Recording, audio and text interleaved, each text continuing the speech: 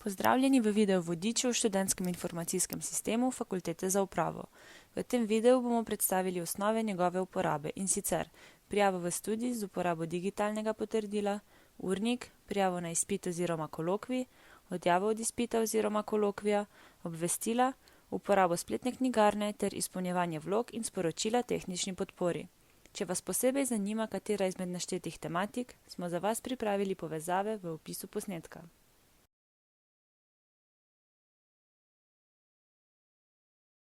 V študij se prijavite z uporabniškim imenom, ki ste ga prejeli od Univerze v Ljubljani, ter geslom, ki ste si ga nastavili na ID portalu. Brez digitalnega potrdila se lahko prijavite največ 200krat, potem pa morate prositi referat, da vam omogoči naslednjih 200 prijav. Zato je najlažje, da si pridobite svoje kvalificirano digitalno potrdilo in ga za nemoteno uporabo povežete s študisom. S klikom v desnem zgornjem vogalu na ikono z vašim imenom, priimkom in opisno številko v spustnem seznamu izberite Poveži digitalno potrdilo.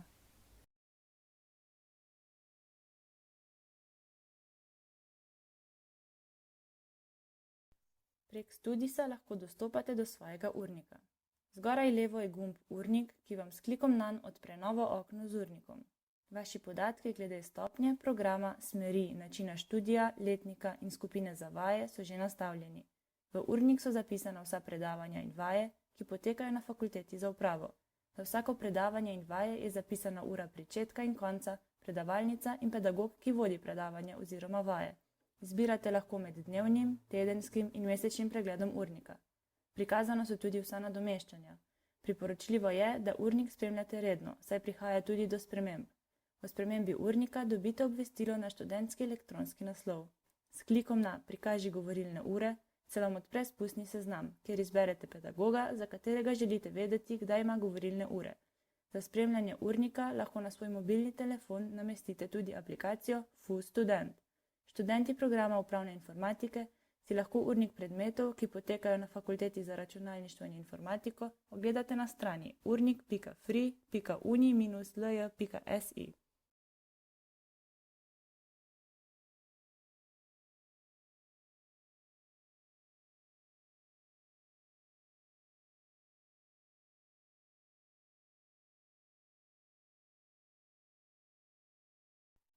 Za vsak izpit in kolokvij se morate obvezno prijaviti prek študisa. Razpisani roki so prikazani pod obvestili z naslovom Razpisani izpitni roki. Za vsak izpit je zapisan datum izvajanja. Simbol zvezdica pred datumom pomeni, da izpit poteka v zimskem izpitnem obdobju. List predstavlja spomladansko, simbol za cesto pa jesensko izpitno obdobje. Na izpit se prijavite tako, da kliknete na gumb Prijava. Prijavite se lahko le, če imate pri predmetu opravljene pogoje za pristop na izpit. Zadnji rok za prijavo na izpit ali kolokvij je 5 dni pred razpisanim datumom izpita. Če se želite od izpita ali kolokvija odjaviti, kliknete na gumb Odjava. To lahko storite vse do zadnjega dne pred izpitom, do 12. ure.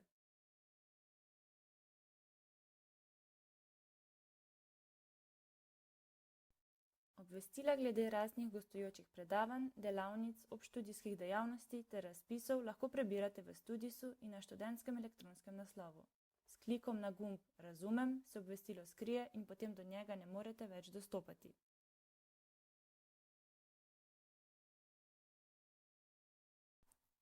Prek študisa lahko dostopate tudi do e-knjigarne, kjer lahko opravite spletni nakup fakultetnih učbenikov ter e-gradiv.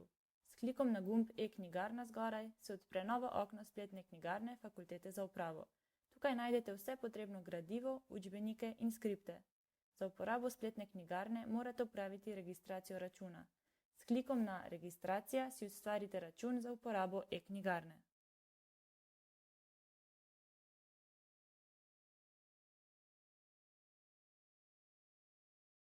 V študisu je možno tudi pregledovanje poteka reševanja vaših vlog. To opravite s klikom na gumb Vloge.